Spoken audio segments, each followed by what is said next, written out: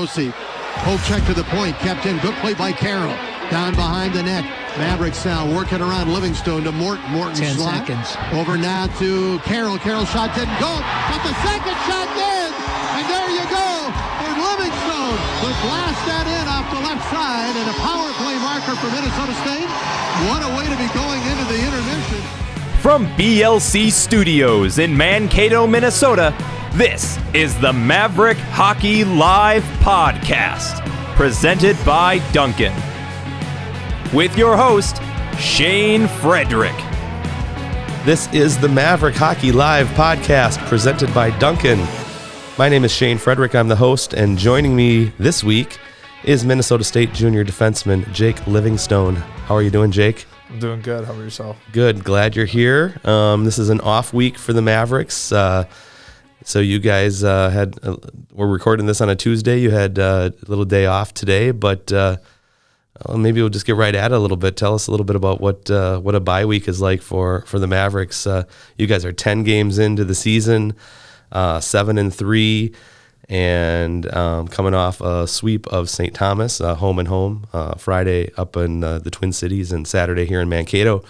Probably a nice time to get a break. Yeah, I mean, especially I think it's good with the 10 games in. Guys are a little beat up and stuff like that usually after about 6 or 7 games in a row. So it's good that way too. Obviously, like I said, we got the day off, kind of maintain our bodies in a little bit. We get to we work out 3 times this week as well instead of the usual 2 like we would on game week because we'll work out Friday. So we'll get a little bit more in the gym, do extra work there, which is kind of nice, kind of get our bodies back to what we had in the summer, I guess. Maybe not right back to that, but kind of help build on your bodies. Like we do continue to do that throughout the year, so that's nice. Is this a week where you have a chance to reflect on kind of the whole season so far? In the previous podcasts with some of the players, we've talked about how quickly you have to jump into the season, and not just jump into the season, but you're playing Minnesota, you're playing Duluth, you're playing St. Cloud. I mean, it's a grind right from the drop, and you don't have a lot of time to really assess, where you're at, and now you finally get a chance to breathe. Like I said, 7-3, and now you've played 4 conference games. You've taken 11 of 12 points, and and undefeated in conference play. One of those was an overtime. That's why it's 11 of 12. What is this a week where you can kind of reflect on where you guys are at this spot in the season? Yeah, I say a little bit. It's kind of just get retrospect, I guess, really. After getting swept by St. Cloud, I mean, it's kind of tough as a team. And somebody like me and guys who've been around a little while, we're not used to stuff like that. So a lot of people would think that somebody's parent died or something when that happens. So it's kind of good to get a retrospect now and look back at it and be 7-3.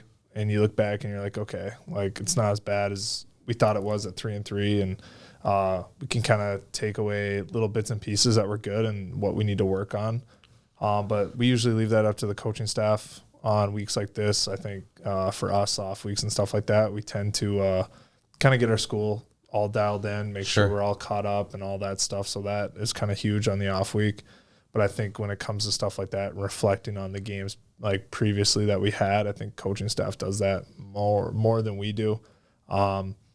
That's their job, and we just got to play the games, and we kind of trust the process really, and kind of get away from the rink a little bit.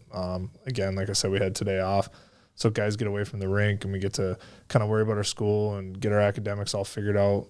I think that's what's huge too about the off weeks is getting your school all figured out, because it does come hectic times when you got due dates on Sunday and you're playing Friday, Saturday, and you get home at 8 a.m. after a long road trip from Northern. You know what I mean? So it's just it's always good that way. What's your major? Business management. Business management. So, what I think a lot of people don't. It's hard to wrap our brains around the idea of student athlete, because there's so much time and energy that you have to devote to your sport, whether you're a hockey player or whatever you might be, and your season is so long. I mean, it pretty much takes up the entire academic year, really. I mean, you start right away, and if you're fortunate enough, as you have the last couple of years, to get deep into April, there's only a month of school left after that. So, how is balancing that? What's the secret to that?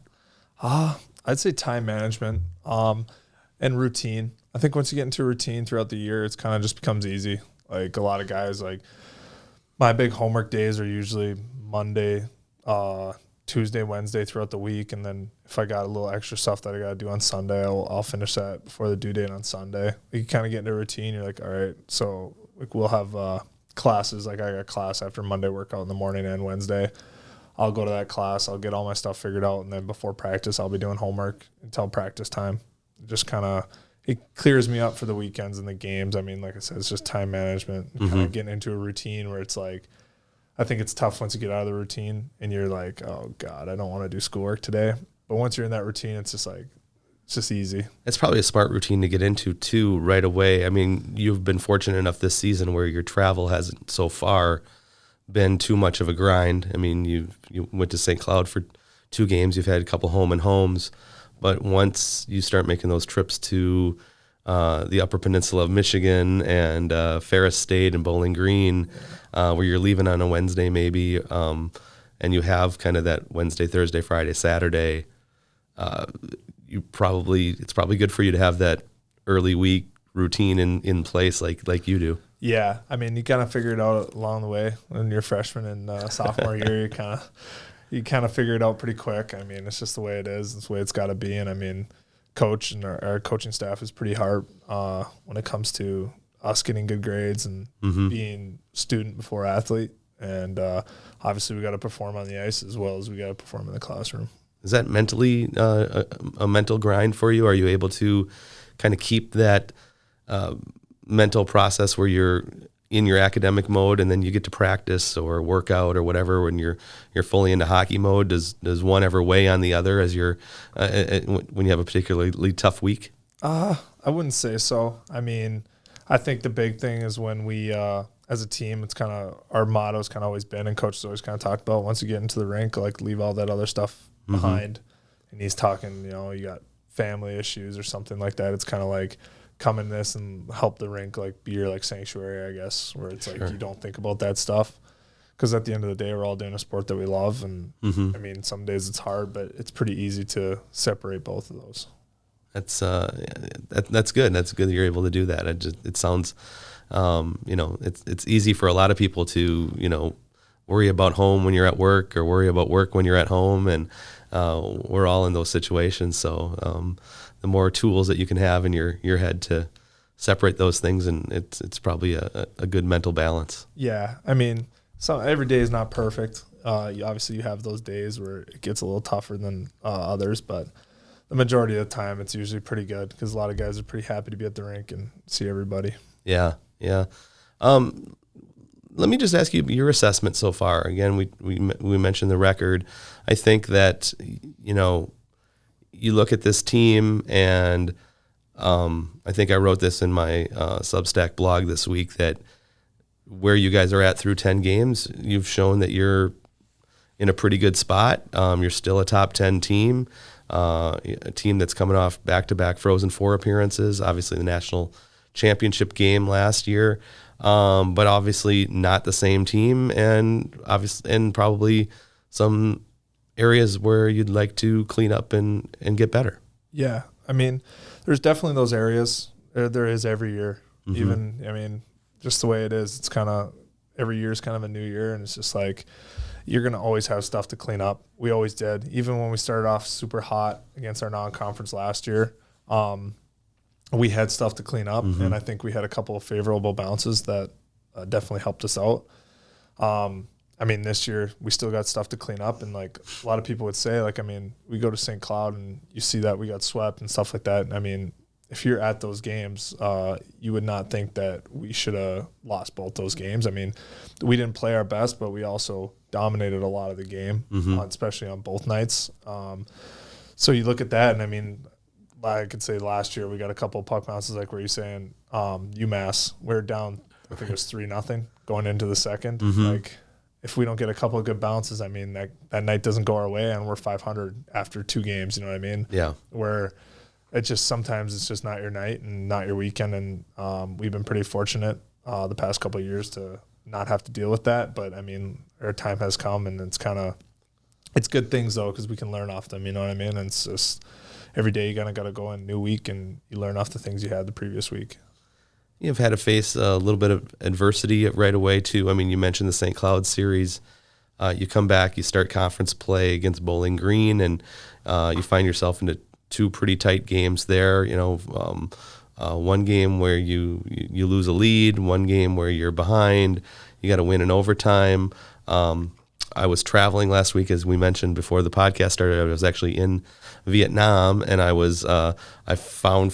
called up Flow Hockey when I woke up with the time change, and caught the third period of your Saturday game. Yeah. And I think you killed 6 straight minutes of penalties late in that game. Yeah. And that's just stuff we got to clean up, Like Friday night, we took a bad penalty that cost us a game in regulation, which it's little things like that are going to bad balances, maybe a bad call. It could have been whatever, but we kind of, that's the sport. That's what we got to deal with and stuff like that. So just little things like that where it's just like, we got to be smarter mentally. And I think we have a lot of young guys and stuff like that. We still have that experience, but we have a lot of young guys that don't understand like stuff like that. You know what I mean? Like we had guys like Jack McNeely, who's been around for a while, Reggie Lutz, you know what I mean? Like those guys we could put out for consistently for the last 5 minutes a game if we're up 2-1, and that type of stuff doesn't happen. But that's the whole thing. You got to play guys got to play to get that experience, right. And guys got to learn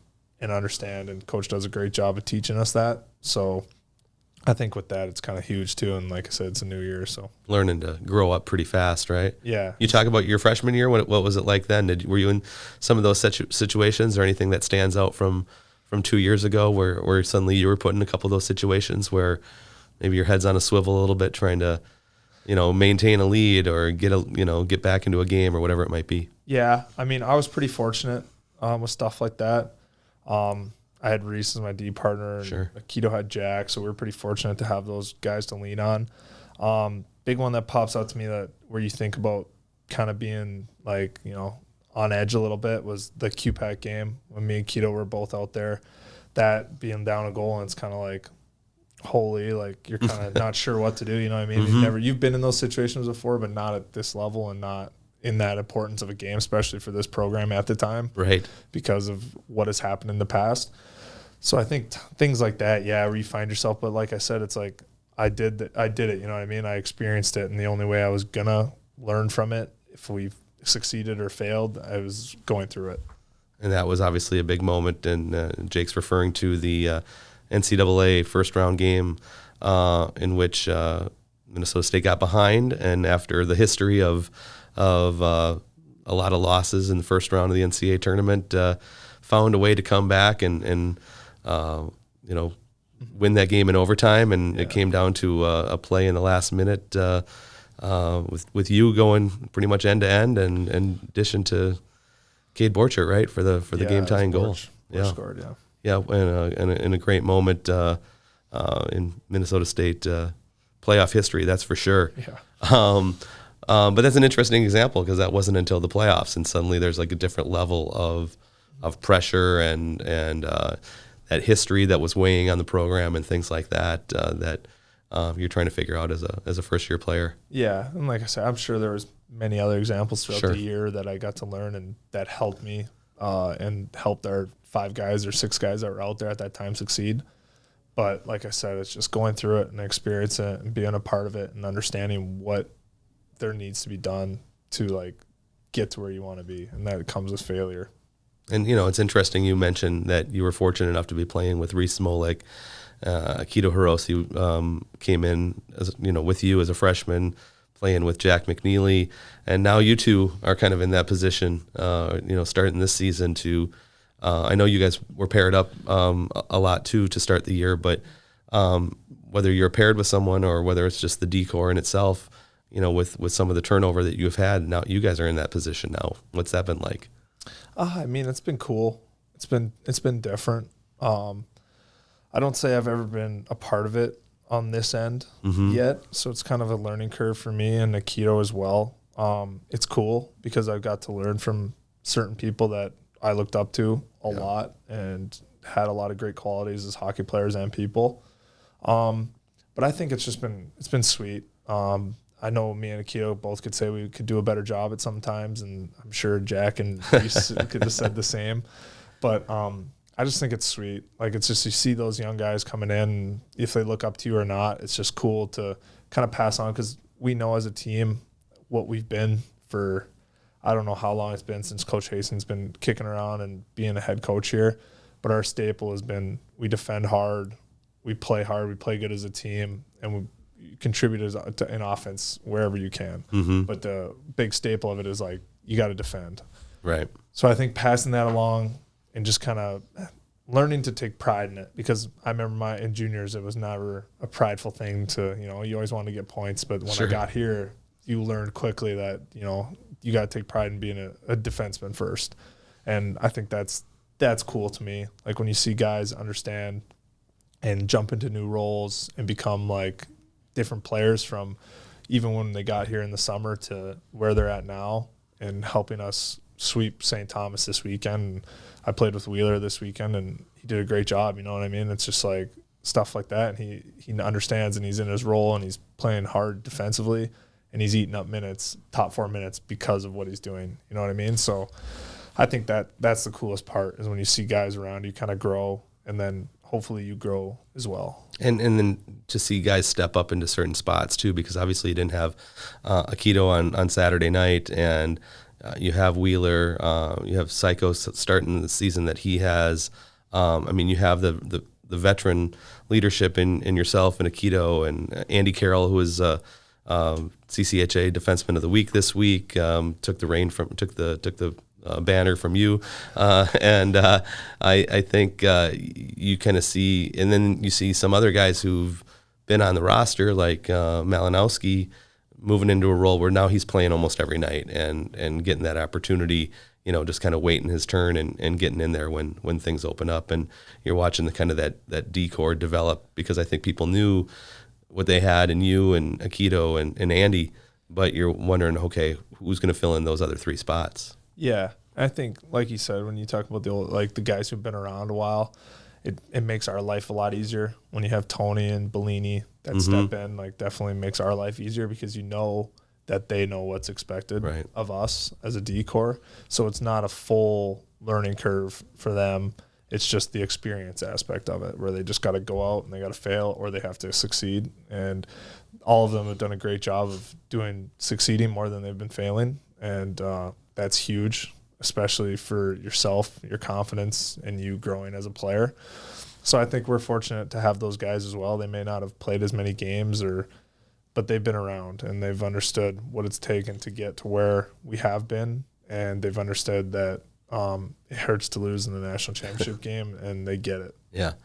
And they practice every day, right? I mean, they kind of pay their dues that way too, and that's got to be hard, I would think, for any player who, the expectation is that you play hard. And I always hear all of your teammates talking about how difficult your practices can be and how it trains you and prepares you for a weekend series.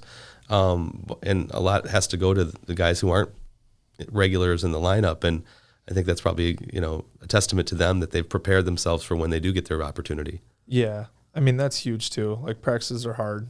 We know it. Like, we know they are going to be, and you pretty much know that from the minute you walk in the door. Like, that's our expectation, and we have to live up to that expectation. If you don't, then you're not going to play. And if you do live up to that expectation, but there's other guys who are living up to that expectation as well, but are doing great in the lineup, it's tough to get in, and it's tough to, honestly, my hat's off to all those guys that don't play as much, but they show up every day to practice and they work their bag off, because that's tough. Yeah. That's tough mentally. It's tough physically.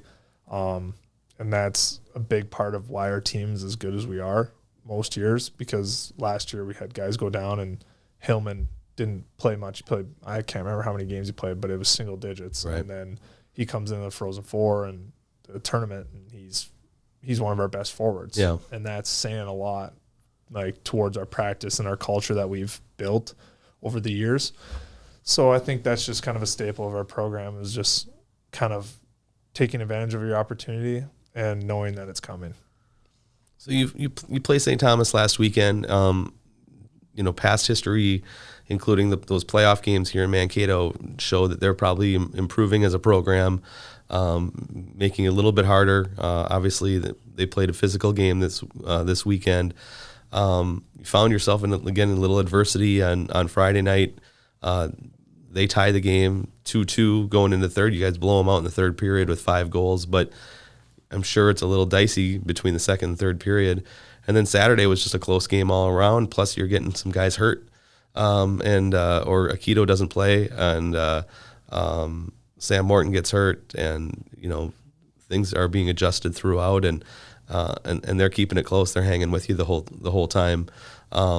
So just probably goes to show like just how well you have to be prepared for anybody, right? Yeah, and I mean, it's tough to sweep no matter who it is, no matter what. Like especially if you go on the road one game and it's a home and home, it's tough. It's even tougher to sweep when they're both road games. But it is tough to sweep. But it's good to see when guys like Keto are out and Mo gets hurt and Sandy got kicked out. It's good to see those guys that can step up. And we had the young guys like Luch played really well, Fitzy played well, Eyes played well.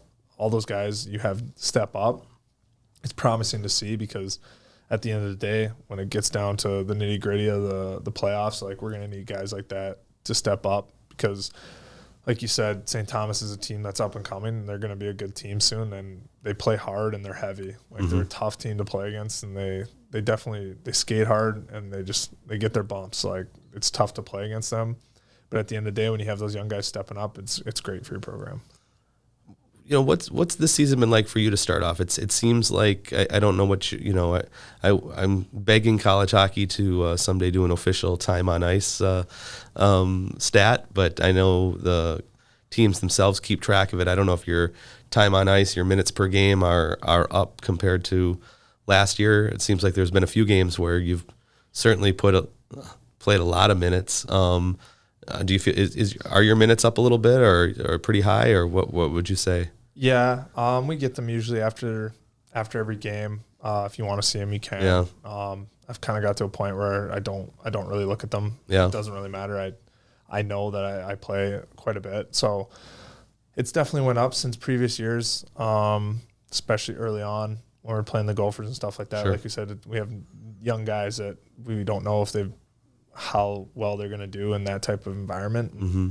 Like I said, I've been there before, and Keto's been there before. So yeah, definitely our minutes have went up this past year, but it's definitely fun. Yeah, it makes the game fun. You stay in it all the time.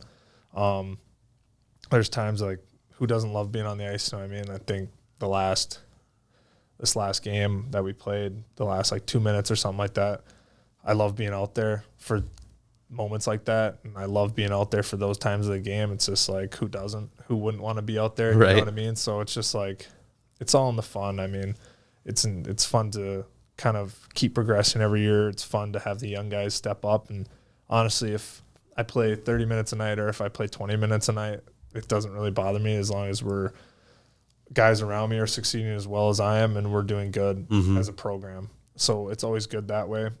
And I would rather play 20 minutes and have the freshmen, step up and have a great night, and it'd be awesome. Like that, to me, if we could get to that by the end of the year, that's perfect. Like it's awesome. How do you prepare for that? Is there, just in terms of like being in shape for that, is it a training to make sure your body's ready for that amount of time, but certain kind of shifts, or is it just general training? Is it more off-season work to have your body ready to play as many minutes as needed? How do you look at that? Yeah, it depends. I mean, obviously every summer is kind of, you want to keep building bricks onto your foundation and kind of keep going up from where you were the previous year. I'd say it has a lot to do with in summer training.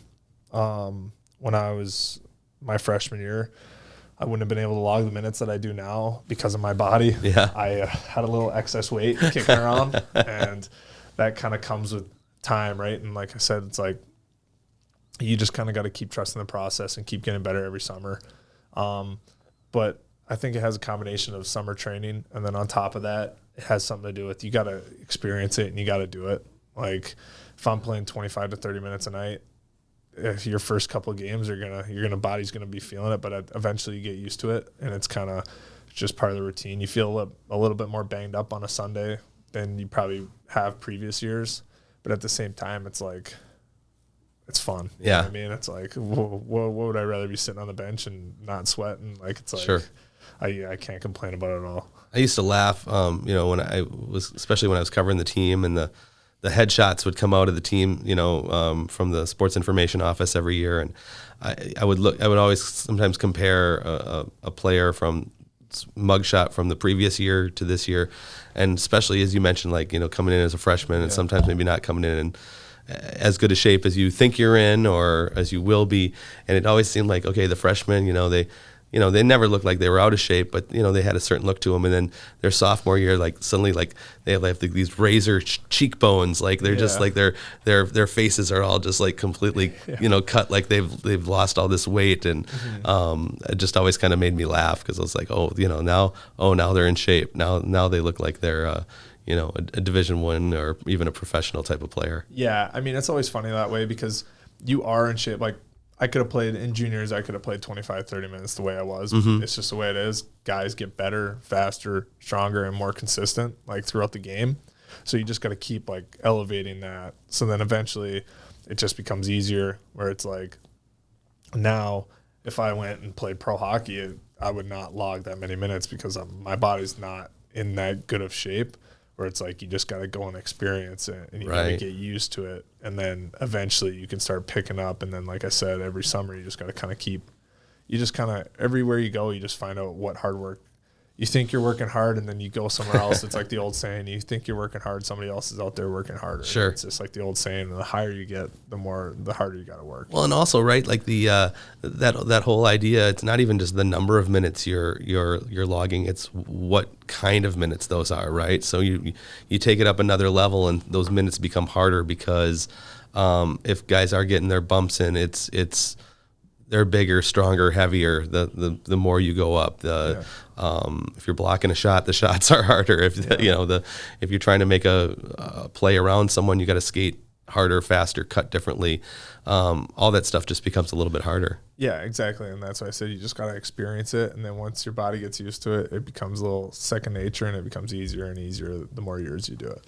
I want to ask you. You talked earlier about playing defense and playing defense first, but you obviously put up really good offensive numbers for a defenseman.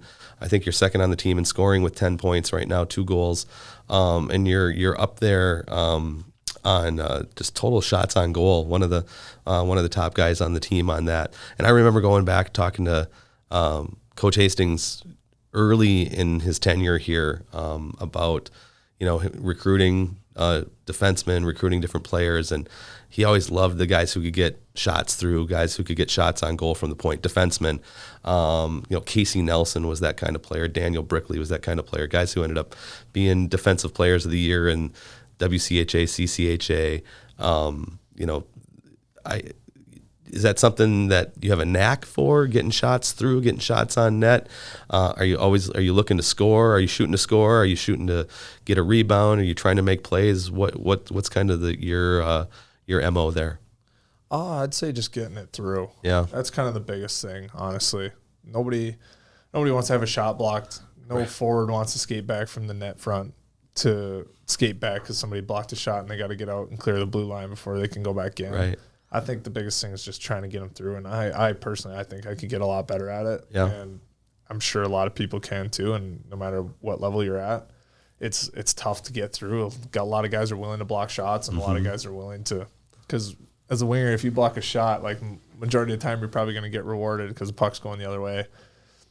So that's just kind of, I wouldn't say I got a knack for it all, but I think the whole philosophy is just getting it through. Right. Like once you get it through, we have so many philosophies in like our team system and guys net front. We got like, you know what I mean? Where it's just like, if you get it through, everybody's going to be pleased. There's times for you to make a play and there's times not to. And I think that comes with experience, and you learn if we're up 1-0 and there's 5 minutes left in a game, just get the puck through. You know what I mean? Yeah. It doesn't got to be on net. Just get it down deep, get it low. Sure. Yeah. So stuff like that. I mean, I would just say it's just kind of, it comes naturally, I guess, because you got to kind of understand, I guess, what forwards. Keto's good at it too. He's probably better than I am at getting pucks through from the point. But it's just getting pucks through. We both played forward. We kind of understand what forwards want to do, and everybody wants to eat a puck and hear the crowd cheering for them that they ate the puck. So stuff like that, you just got to get it through. That's kind of the biggest thing. It just seems so, to the, untrained eye or even the trained eye, if I'm watching enough hockey, just how random it seems. When a guy lays down in front of you, it's one thing, but it's another thing just to, you see all that traffic there and somehow the puck got through. It hits the goalie's pad or whatever. So it always seems to me like some people seem to have a knack for it, some don't. So are you aiming for a spot, or are you just, when you are trying to get it through, or you just seeing a little bit of an opening and seeing if that's where you can aim for, or, I know you're not just blindly shooting. Yeah. You kind of look through the first layer and you want to make sure you can get it past the first layer. And that comes with kind of east-west movement.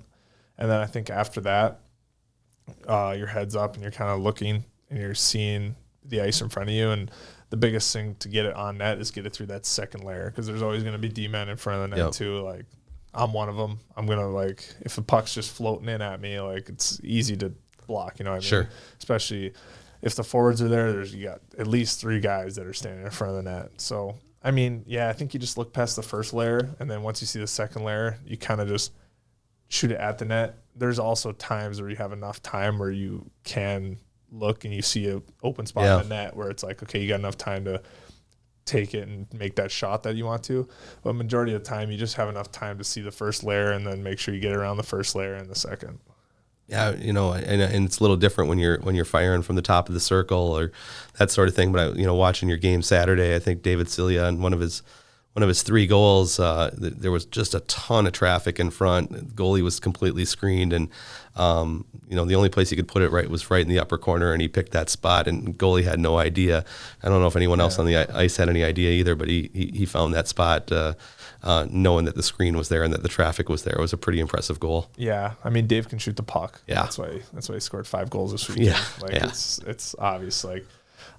So guys like that, those are the type of players that they just have it. They can score goals. Mm-hmm. That's the way it is, and it comes a little easier the closer you get to get pucks through, because guys can't react as much. But for him to pick a spot like that and make that shot, not just pick it. A lot of us will look at it and want to hit it. Sure. It takes a little probably there's only a few that'll actually hit it, and he's one of those guys. Yeah, well, it was pretty impressive, and a pretty impressive weekend for him. He was the WCHA Forward of the Week, CCHA. Yeah. I'm just one of these days I'm going to get used to saying it the right way. Yeah. But you guys have had a few awards. You've been CCHA Player of the Week twice, I think, and Defenseman of the Month for October. So congratulations on those awards. That's you're off to a pretty good start. You pleased overall, with the way you're playing individually at this point? Yeah, I'd say individually I'm pleased. I think I could play better. Yeah. That's just the human nature and the hockey player in me. I'm sure there's a lot of guys on our team that could say the same. We've been doing our part. I wouldn't say consistently, maybe, but you're doing your job most nights. I think everybody can say you're not going to be perfect. That's the way it is. So I'm never going to sit here and say, I'm totally pleased with my game lately, but I'm happy in the direction it's going, and I believe it can get better. It's so different. I'm sure, I've talked about this with other guys too, and it's probably not fair to your young goalies who are improving and getting better. But I think just with the way some of the games have gone, you probably see that, kind of makes you appreciate the consistency that Dryden McKay put in over, really 3.5 years of, rarely leaving that net. And, he benefited from good defense, and a lot of people told him that for a really long time, I'm sure. Yeah. And, fair or unfair. But on the flip side of that, you're realizing, as young guys are trying to really find their spot in goal with Keenan Ranciere and Alex Tracy in particular, that, do you feel like more falls on your shoulders than on that, or is it just, is that field any different back there at all? I wouldn't say it feels a whole lot different. The biggest thing is Dryden McKay is Dryden McKay. Yeah. Nobody is going to fill his senior season, his junior season shoes with 5 games under their belt. It's unrealistic. We were fortunate enough to have him for as long as we did. But you go around, you hear people talk about him in his freshman year, like guys who've been on the year, like been on the team when he was on the team his freshman year, and they were juniors, sophomores. They'll be the first to tell you that when he walked in, everybody was like, who's going to be our starter? Right. Like everybody was like, what's going to happen? And then I don't know how many games in it was, but I want to say it was around 10 to 12 games in or something like that. He finally stepped up and was consistent and started being that guy. So for people to... It was a little longer than that, actually, Yeah. I think. I mean, I think they had a grad transfer in who played, I think, 7 games in a row in like October, November. Yeah. So it took a little while. I think it was probably Christmas before it really clicked for him. Yeah, so like you look at that and you turn out and you look at the guy and the goalie that he became. Like a lot of people are going to be hard on our goalies because of how fortunate we were to have Dryden McKay. But you got to look at it in retrospect and think to themselves, like, Dryden McKay wasn't playing as many games as these guys were this early his freshman year. Right. It took him some time, and it's going to take these guys some time. And they've shown great glimpses of how they all 3 of them can stop the puck, and all 3 of them could be our starter.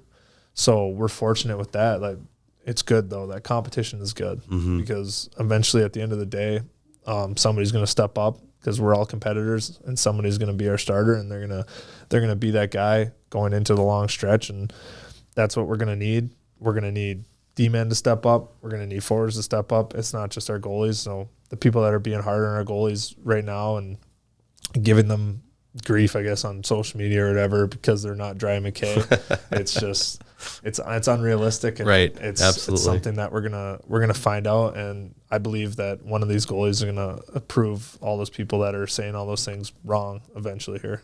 I know I've made a couple comments, but it really wasn't even a knock on them as much as it was a knock on the people who would knock on Dryden for not being, for maybe benefiting from, your style of play, the good defense in front of them, the low number of shots allowed, the number of shots you guys block, just the amount of time you possess pucks compared to your opponents.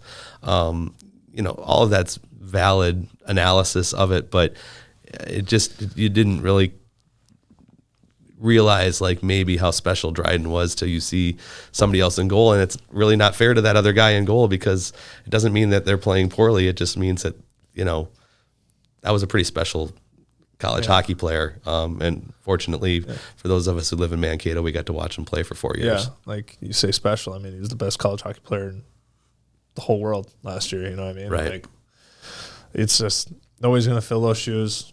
It's going to take some time, but I believe one of them's got it in them, and I still got faith in them, and Sure. the whole team does. So that's what's huge about it. They're all 3 of them are good goalies, so we're fortunate that way. Our recruiters do a good job. Nader does a great job.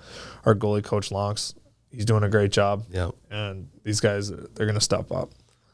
Well, you're going to get a chance to for that after a week off, and you'll have Northern Michigan here, and that'll be a tough test, and then some conference games going forward into November. So best of luck to you, Jake. Thanks for joining me. Yeah, thank you. Appreciate it.